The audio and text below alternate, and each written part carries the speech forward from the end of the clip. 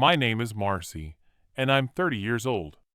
I live alone in a rented apartment downtown, and honestly, I love the quiet. After working all day dealing with people and their problems, coming home to silence is like a gift. I've been living here for 3 years now, and it's the first place that's ever felt like mine. I work in customer service for an insurance company. It's not glamorous, but it pays the bills, and my boss is pretty cool about letting me work from home sometimes. My family is complicated. My parents, Linda and Bob, are in their early 60s. They're the kind of people who always have opinions about everything and aren't shy about sharing them. My older sister, Janice, is 33 and has 3 kids. Tommy, who's 8, Sarah, who's 6, and little Jake, who just turned 4.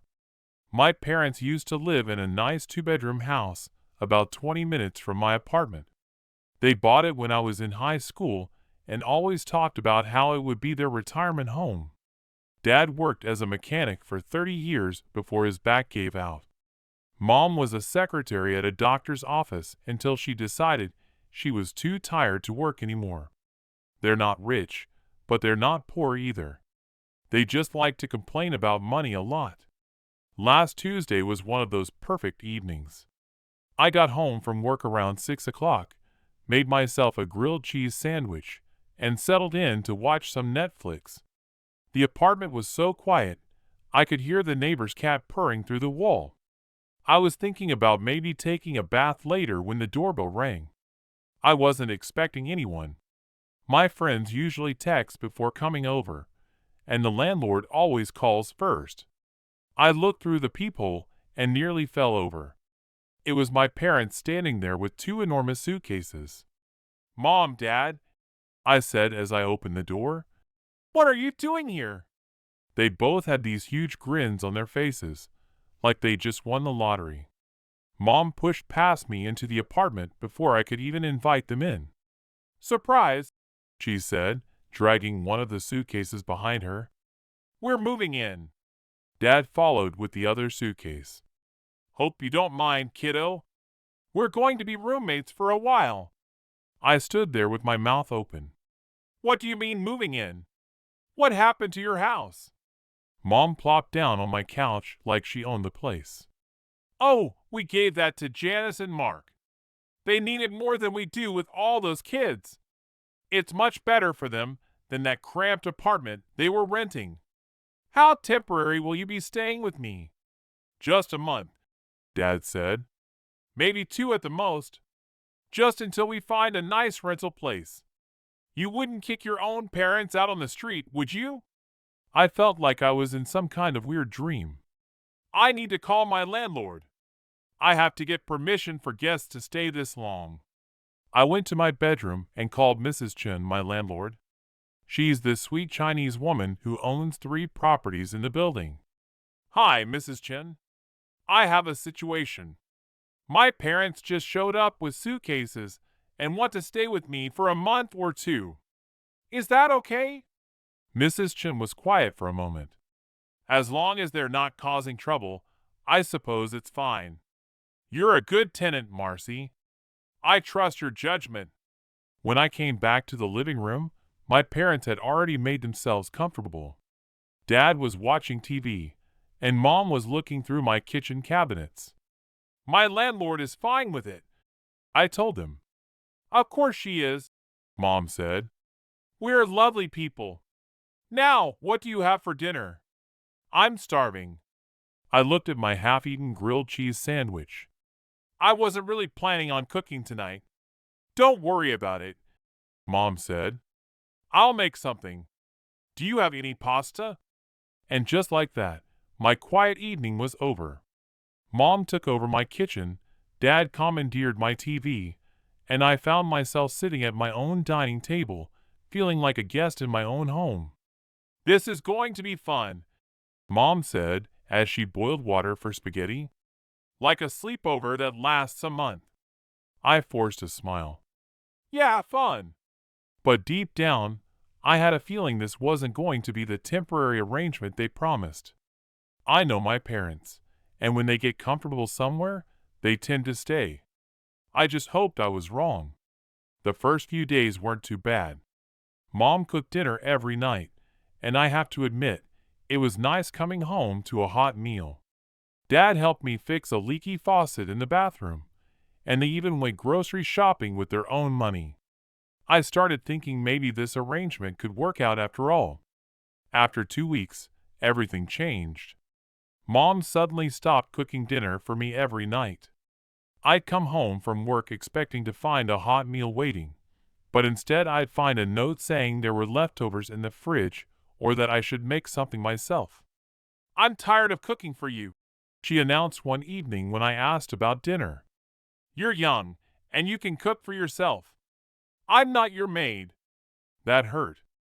But what made it worse was that she still cooked for Dad every single night.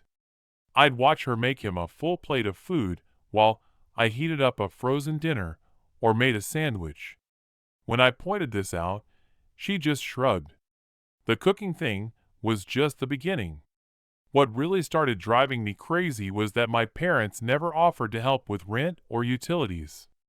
Not once. Meanwhile, I was paying for everything else: rent, electricity, water, internet, cable. When I hinted that they could contribute something, Dad would start talking about his back problems and how he couldn't work anymore. Then Janice started bringing her kids over every day. At first, she'd ask Mom to watch them, but Mom would just disappear into the guest room or suddenly need to run errands. So, the kids would be left with me, even when I was trying to work from home. "Can you keep it down?" I'd ask Tommy, Sarah, and Jake when they were running around screaming. "I'm on a conference call." "We're just playing," Tommy would say, and then continue making noise. The worst part was that they ate everything. I'd buy groceries for the week, and by Wednesday, the fridge would be empty because the kids had eaten all the snacks, fruit, and anything else they could reach. I was grocery shopping twice a week just to keep food in the house. "Janice, your kids are eating me out of house and home," I told her one day. "Kids get hungry. That's normal. But I'm buying food for 2 people, not 5 people plus 3 kids who come over every day." "You're being dramatic. It's just food." Easy for her to say. She wasn't the one spending an extra $100 a week on groceries. The noise was driving me insane, too. When I worked from home, I couldn't concentrate on anything. The kids would be yelling, running around, playing loud games on their tablets. I'd put on headphones, but I could still hear them through the walls. But the final straw came on a Thursday evening in late October. I walked into my apartment and immediately saw that something was wrong. My laptop was sitting on the coffee table, and there was a sticky puddle underneath it. "What happened to my laptop?" I asked Mom, who was sitting on the couch watching TV. She looked guilty. "Oh, that. Well, the children were bored, so I thought they could watch some cartoons on your computer." I lifted the laptop, and juice dripped out of it. "They spilled juice on it. It was an accident. They were fighting over who got to hold it, and Jake knocked over his cup." I pressed the power button. Nothing. The screen was completely black. When Janice came to pick up the kids, I told her what happened. "Your kids destroyed my laptop. I need you to replace it." She rolled her eyes. "Come on, Marcy. Kids break things. It's just what happens in families. It's a $1,200 laptop that I need for work. Look, I'd help if I could, but money's tight right now. Besides, it was just an accident." I couldn't believe what I was hearing. Her kids destroyed my property, and she was acting like it was no big deal. I ended up having to buy a new laptop with my own money, which meant dipping into my house fund for the first time in 7 years. But the absolute worst day came in November. I was so excited because I had 2 weeks of vacation starting the next day. I'd been looking forward to it for months. I was planning to sleep in, read books, maybe do some baking, just relax in my own apartment for once. I walked through my front door and found chaos. Jake was crying in the corner. Sarah was jumping on my couch. And Tommy was playing video games on my TV with the volume turned up full blast. But what really caught my attention were the two large suitcases sitting by the door. "What's going on?" I asked Mom and Dad, who were both fully dressed like they were going somewhere. "Great news," Dad said. "We're going on a little trip with Janice and Mark. A week in Florida. We leave in an hour." "That's nice. Have fun." "Oh, but the kids are staying here with you," Mom added casually. "They can't miss school, you know." I stared at them. "What do you mean staying here with me?" "Well, someone has to watch them while we're gone. You're starting your vacation tomorrow anyway, so the timing is perfect. I didn't agree to babysit for a week." "It's not babysitting when it's family," Dad said. "Besides, we already booked the flights." "Then cancel them. I'm not watching 3 kids for a week." Mom's face got red. "Marcy, we've been planning this trip for months. We can't just cancel it." "You've been planning it for months, but you're just telling me now." "We figured you'd be happy to help out," Dad said. "But if you don't want to stay here with them, you can always go stay at Janice's house for the week."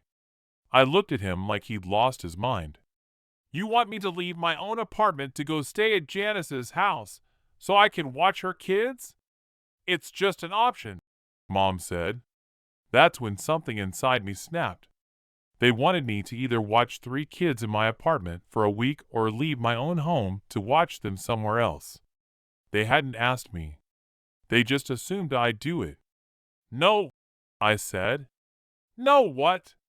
"No, I'm not watching the kids." "No, I'm not leaving my apartment." "No, I'm not doing this anymore." Mom started crying. "Marcy, please. We already paid for everything." "That's not my problem." But even as I said it, I knew they'd wear me down. They always did.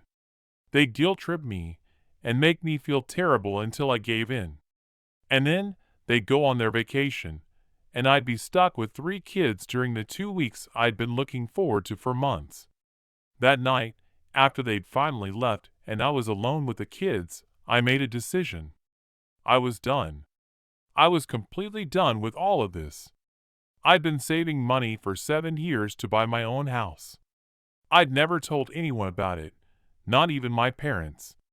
Several times I'd thought about mentioning it, but something always stopped me. Maybe it was because I knew they'd want to move in with me there too. While the kids were asleep, I got on my laptop and started looking for a realtor in neighboring states.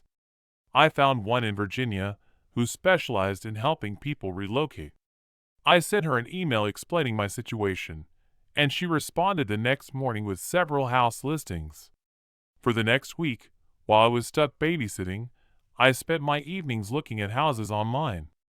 The realtor sent me virtual tours and property details. I narrowed it down to 2 houses that I really liked. Both were small, just 2 bedrooms, but they were in quiet neighborhoods far from here. When my parents came back from their Florida trip, they looked tanned and relaxed. They walked into the apartment with big smiles, carrying shopping bags full of souvenirs. "We had such a wonderful time," Mom announced. "The weather was perfect, and the hotel had the most amazing pool." "That's nice," I said, not looking up from my laptop. They seemed confused by my lack of enthusiasm, but I didn't care. I was busy responding to emails from my realtor. She'd sent me updated photos of the 2 houses I was interested in, and I was trying to schedule visits. "The kids behave themselves, I hope?" Mom asked. I closed my laptop and looked at them. "Actually, I need to go out of town for a few days. My college friend Emily lives in Virginia, and I haven't seen her in years." It wasn't exactly a lie. I did have a friend named Emily who lived in Virginia, even though I wasn't planning to see her. The next morning, I packed a small suitcase and drove to Virginia. It took me about 4 hours, and I spent the whole drive thinking about how quiet my car was compared to my apartment. No kids screaming, no parents complaining, no TV blaring, just me and the road. I met my realtor, Susan, at a coffee shop near the first house. She was a woman in her 50s with short gray hair and a friendly smile. "So you're looking to relocate completely?" she asked. "Yes, I need a fresh start." The first house was nice, but too close to a busy street. I could hear traffic noise even with the windows closed. The second house, though, was perfect. It was a small two-bedroom place on a quiet street about 10 minutes outside town. The yard was tiny, but well-maintained, and there were woods behind the property. "It's peaceful here," I told Susan as we walked through the empty rooms. "The owner moved to a nursing home last month. Her daughter just wants to sell it quickly." "What's the neighborhood like?" "Mostly older couples and young families. Very quiet. The biggest excitement is probably the annual block party in the summer." That sounded like heaven to me. "I want to make an offer." "Are you sure? You've only seen 2 houses." "I'm sure." We spent the rest of the afternoon at Susan's office filling out paperwork. The seller accepted my offer that same evening. Susan recommended a mortgage broker who could fast-track my loan application, and by the end of the week, everything was approved. I'd be able to close on the house in 3 weeks. When I got back to my apartment, my parents barely looked up from the TV. I went to my room and started making plans. I called my boss and explained that I wanted to switch to remote work permanently. He wasn't thrilled about it, but I'd been a good employee for 5 years, and my work could easily be done from home. "As long as your productivity doesn't suffer, I don't see why not," he said. Next, I called my landlord, Mrs. Chen. "I need to give you notice that I'll be moving out," I told her. "What about your parents?" "They'll need to find their own place." "When are you moving?" "I'd like to pay for 2 more months and then terminate the lease. That way, my parents have time to find somewhere else." "That's very generous of you, Marcy." Generous. I didn't feel generous. I felt like I was finally taking control of my own life. I also arranged for a moving company to come pack and transport my things. I didn't have much, mostly clothes, some small appliances, and my TV. Everything else belonged to Mrs. Chen. The hardest part was keeping it all secret. Every day I came home and acted normal while my parents complained about their various ailments and Janice dropped off her kids without warning. I wanted to scream at all of them, but I kept quiet and waited for the right moment. That moment came 3 weeks later. Janice was throwing a party at her house, some birthday celebration for one of Mark's friends. She'd been talking about it for days. "You're coming, right?" she asked me on Friday. "I don't think so. I'm tired, and I just want to relax at home." Saturday evening, my parents got dressed up and headed to Janice's party. As soon as they left, I called the moving company. I'd arranged for them to come at 8 o'clock after my parents were gone. 3 guys showed up with a truck and started loading my stuff. It didn't take long. I'd already packed everything in boxes over the past week. By 10 o'clock, my apartment was empty except for Mrs. Chen's furniture. I left a note on the kitchen table. "Mom and Dad, I bought a house in Virginia, and I'm moving there tonight. I'll be living alone, and I won't be taking you with me. You have 2 months to stay in this apartment while you look for a new place. I already paid Mrs. Chen. Don't try to contact me. I need space from all of you, Marcy." I took one last look around the apartment that had been my sanctuary for 3 years. It felt strange leaving it, but I wasn't sad. I was excited. The drive to Virginia took longer at night, but I didn't mind. I had my favorite playlist on, and every mile I drove felt like another step toward freedom. My phone started ringing about halfway there. Mom's ringtone, then Dad's, then Janice's. I didn't answer any of them. By the time I pulled into my new driveway, I had 17 missed calls and 12 text messages. I didn't read them. I already knew what they said. I unlocked the front door of my new house and stepped inside. It was completely empty and completely quiet. I inflated an air mattress in what would be my bedroom and laid down in the darkness.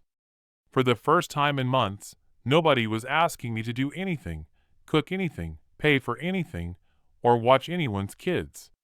It was just me and the silence. I woke up the next morning on my air mattress, feeling more rested than I had in months. The house was so quiet I could hear birds chirping outside my window. No kids screaming, no TV blaring, no parents arguing about their medications, just peace. My phone had been buzzing all night. By morning, I had 43 missed calls and 27 text messages. I finally decided to look at them while I drank my coffee. Mom had left several voicemails. The first one was confused. "Marcy, honey, where are you? We came home and found this note. Call me back." The later ones were angry. "How could you do this to us? We're your parents. You can't just abandon us like this." Dad's messages were shorter but nastier. "This is selfish and cruel. We raised you better than this." Janice had sent a bunch of texts calling me ungrateful and heartless. I deleted everything without responding. I spent the day unpacking my few belongings and getting my house organized.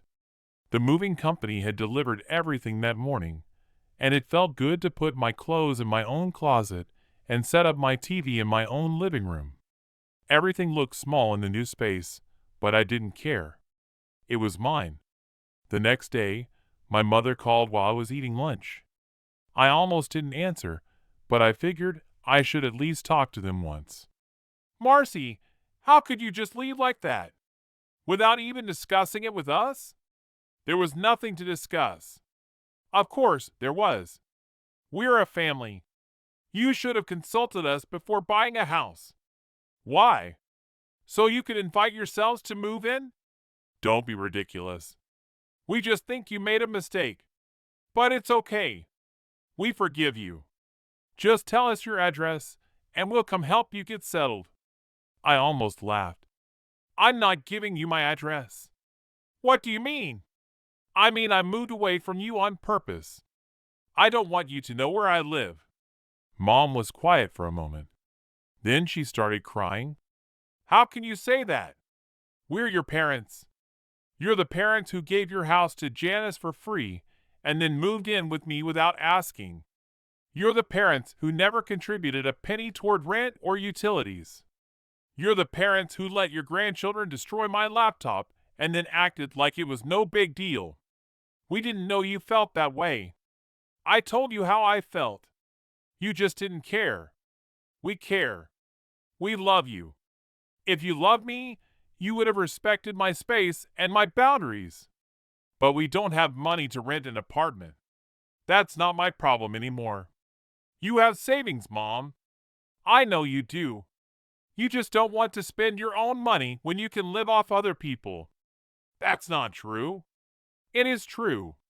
You gave Janice a free house and expected me to give you free rent. Well, now you can go live with Janice's family in the house you gave them. There's not enough room in that house for all of us. Then I guess you'll have to figure something else out." I hung up. Over the next week, other relatives started calling. First, my Uncle Jim, Dad's brother. "Marcy, I'm ashamed of you. You can't just abandon your parents like this. Actually, Uncle Jim, I'm proud of myself. And if you're so worried about my parents, they're welcome to move in with you. Your house is plenty big enough." He was quiet for a moment. "You're being unreasonable. I'm being fair. If you think they need help, then help them yourself." He hung up on me. I had similar conversations with my Aunt Carol, my cousin Mike, and several other family members. They all thought I was terrible for leaving my parents, but none of them offered to take my parents in themselves. After about a week, the calls stopped. I blocked all their phone numbers, deleted my social media accounts, and created new ones under a different name. I even changed my phone number and email address. I wanted a completely fresh start. 2 months later, I was working in my home office when I heard car doors slamming outside. I looked out the window and saw my parents' car in my driveway. My heart started racing. They'd found me somehow. I didn't answer the door when they knocked. "Marcy, we know you're in there," Mom shouted. "Open this door right now. We drove 4 hours to see you," Dad yelled. "The least you can do is talk to us. This is a beautiful house," Mom called out. "You have plenty of room for us." I called the police and told them there were people on my property who wouldn't leave. The officer who came out was very polite but firm.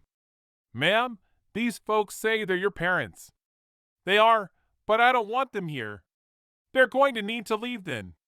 My parents argued with the officer for a few minutes, but eventually they got back in their car and drove away. I never found out how they got my address. 3 months after that, my old friend Lisa called me. I'd given her my new number because we'd stayed in touch over the years. "Your parents asked me to call you," she said. "They say they're sorry and want to make things right. They want you to call them. Tell them I'll contact them when I'm ready, if I'm ever ready." That was 6 months ago. I still haven't contacted them. My life now is exactly what I wanted it to be. I work from home in my quiet house. I joined a local book club and made some nice friends. I started taking yoga classes at a studio in town. On weekends, I walk in the woods behind my house or drive to the nearby lake. I don't have to worry about anyone else's problems. I don't have to cook for anyone, clean up after anyone, or pay for anyone else's expenses. When I want to watch TV, I watch what I want.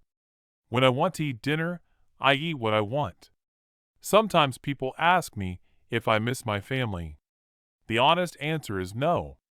I miss the idea of having a loving, supportive family, but I don't miss the reality of what my family was actually like. I know my parents have money saved up. I know they can afford to rent their own place. They just don't want to spend their own money when they can guilt someone else into supporting them. But that someone isn't going to be me anymore. I don't think I was cruel to them. I think I finally stood up for myself after years of being taken advantage of. I gave them 2 months' notice and 2 months of free rent to find a new place. That's more than most people would have done. Now I live the way I want to live, with people who respect my time and my space. And for the first time in my adult life, I'm truly happy.